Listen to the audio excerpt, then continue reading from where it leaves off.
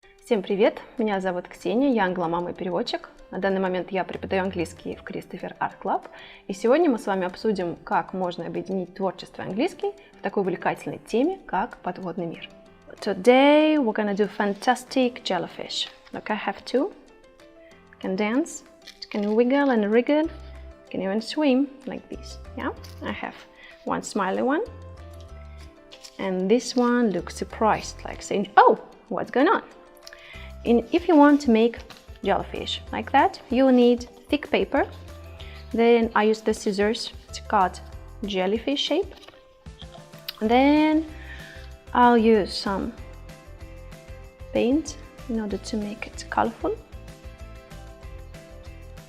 Mine is gonna be, well, maybe multicolored jellyfish. You may use watercolor. Watercolor also looks fantastic. You may try to use a sponge in order to make it very, peculiar pattern. Don't forget about water, because water helps paints to spread all over the shape and make it looking even more interesting. Then I take napkin. If it's too wet, it's not a problem. Just a napkin.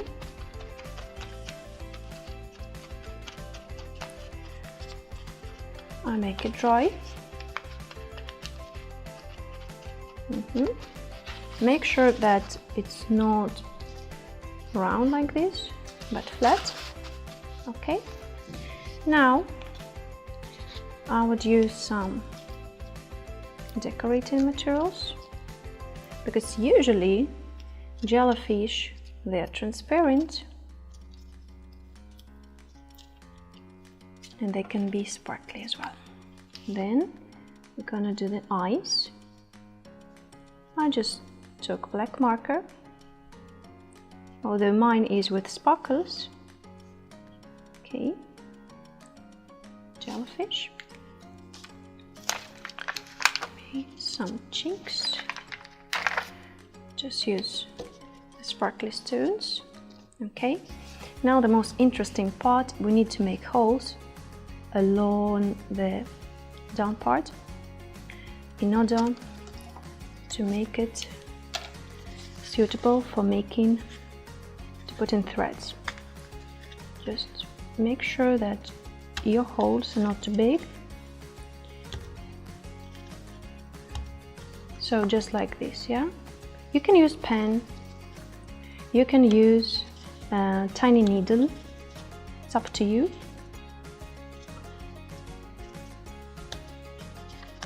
Just make sure that the hole is big enough for a thread to fit.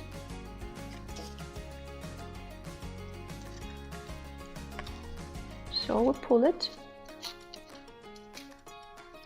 like this, pull it through. Now we need to make a knot. So go like this and make sure that we make it quite tight. So now we have number one. Now just make sure that the hole is big enough. Once again, taking another thread. Well, I have blue, but it's up to you to pick any color. It can be pink, and it can be as long as you feel like. So I have two corners over here. Then I make a knot, pull it and tie a knot. See?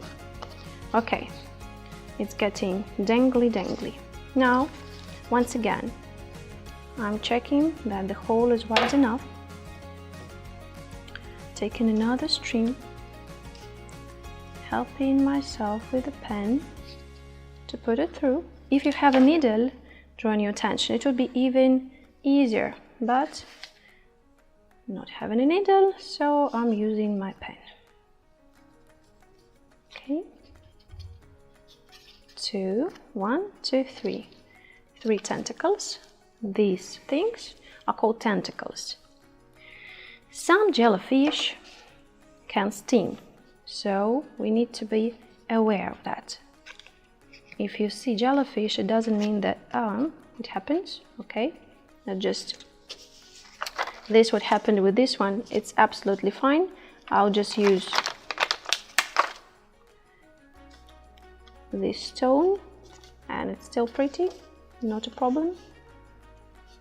That's why I'm saying that you need to make it quite strong, but not too strong so you don't destroy your art, because it would be a pity. Okay.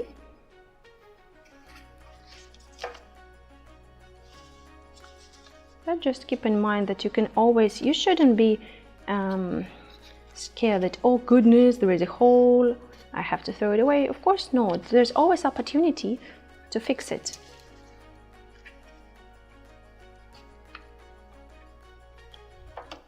Okay. I have 2 strings, but I need just 1.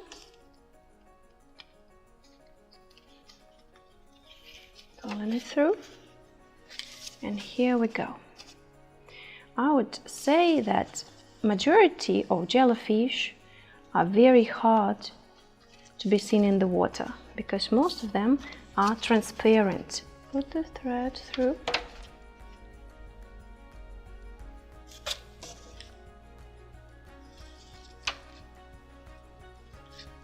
And we tie knot.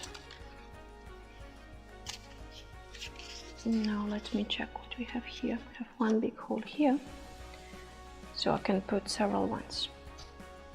1, 2. It's quite big.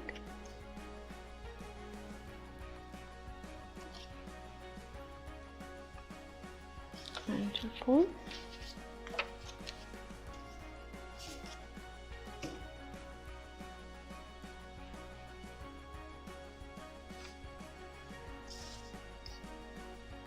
And just make sure that we tie it. Okay. Just make sure that the decoration is still in the right place. Now, this one is fun, but if you want to make it floating, you can put transparent string on top.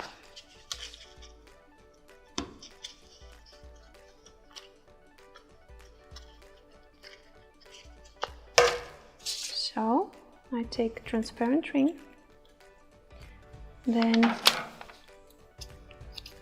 cut as much as I need, and then put it through the hole.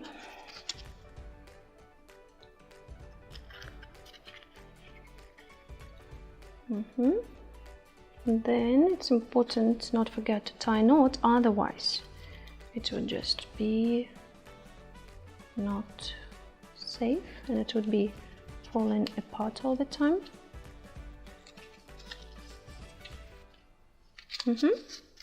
So here we go, our dancing jellyfish is ready. Now I have 3 ones. See, surprised one, dancing one, and just cute one. Right, now we're going to talk about the levels of the oceans. There are 5: sunlight, twilight, midnight, then there is abyss, that's the hugest part of the ocean, and the trench. Trench, that's the place where there are no plants, only starfish may live here. No one lives in abyss, but in the place between midnight and abyss, some sea worms can be found. If you look at midnight zone, it's still quite cold here and not a lot of sun. So here we could see squids and octopuses. Then we're going further. Twilight zone. This is the home for some sharks and crabs. And finally, the sunlight zone. This is the one which has the most sunlight and heat. So this is where corals grow and seaweed, or you may call it algae as well. the whales, seahorse,